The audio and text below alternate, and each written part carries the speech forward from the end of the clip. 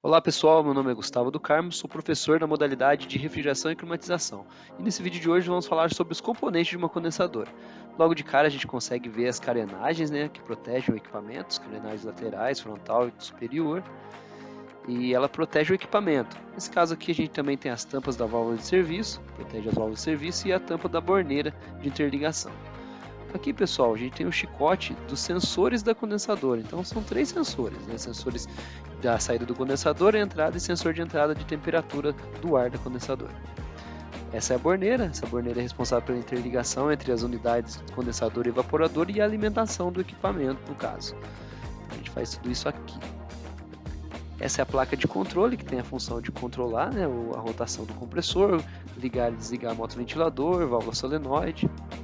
Essa é a parte de isolamento acústico do compressor. Então esse filtro ele vai em volta do compressor para isolar qualquer ruídos aí.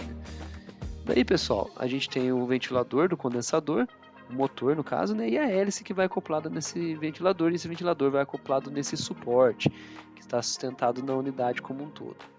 Aqui a gente tem a unidade condensador de fato, o condensador, que é feito de cobre, aletas de alumínio e tubos de cobre.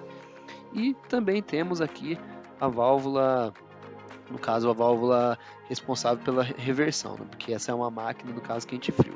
Solenoide, é um eletroímã, basicamente é um eletroímã, e a gente vai falar um pouquinho melhor dela mais adiante. Daí no caso, pessoal, a gente tem aqui também o capilar, que é o dispositivo de expansão, e as válvulas de serviço. Essas são as válvulas de serviço. Daí avançando aqui, pessoal, a gente montou um pouquinho mais, já deixou ela parcialmente montada. Então esse é o compressor em si, o chicote do compressor. E daí a gente tem o tubo de descarga, o tubo por onde o gás está saindo aí no estado de vapor superaquecido. Daí, pessoal, ele vai passar, no caso pela válvula solenoide, porque essa é uma máquina de ciclo reverso, mas numa condição normal, esse gás tem que ser direcionado para a condensadora mesmo. Em outra situação, ele pode direcionar o gás para a evaporadora quando o operador, no caso o cliente, liga na condição de frio, Então, a tubulação direciona o fluido para o condensador. É nesse condensador que vai ocorrer a parte de condensação, que é a mudança do fluido do estado gasoso para o estado líquido. E essa mudança ela faz com que o fluido ele expulse calor, para o meio ambiente, no caso para o ar ambiente.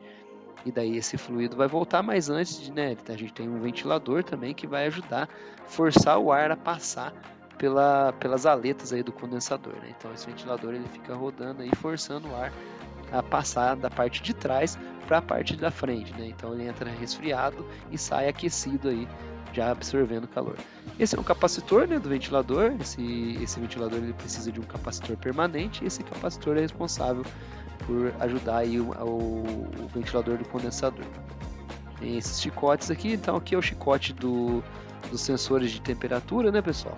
Então, vejam que são três sensores, e a gente vai falar aí de cada um deles. O primeiro sensor que eu vou falar para vocês é esse aqui, que ele vai para a parte externa, então é o sensor de temperatura que coleta a temperatura do ar que está entrando no condensador. E daí a gente tem um outro sensor também, é o sensor que tá ligado na saída, na descarga do compressor, e ele monitora a descarga do compressor e a entrada do condensador. Então ele monitora essa temperatura, que é muito importante também para os parâmetros da placa eletrônica. E daí, pessoal, a gente tem o terceiro sensor, que ele monitora a temperatura de saída do condensador um pouco antes do dispositivo de expansão. Então, com base nesses três sensores, a placa consegue fazer o controle mais preciso do equipamento. Essa máquina não é uma 100% inverter, então o dispositivo de expansão é um capilar, como vocês estão vendo aí. É um capilar, e do capilar ele vai sair e ele já vai interligar aí numa válvula de serviço, que está logo adiante ali. Perceba, ele está saindo daí, ele interliga aí na válvula de serviço.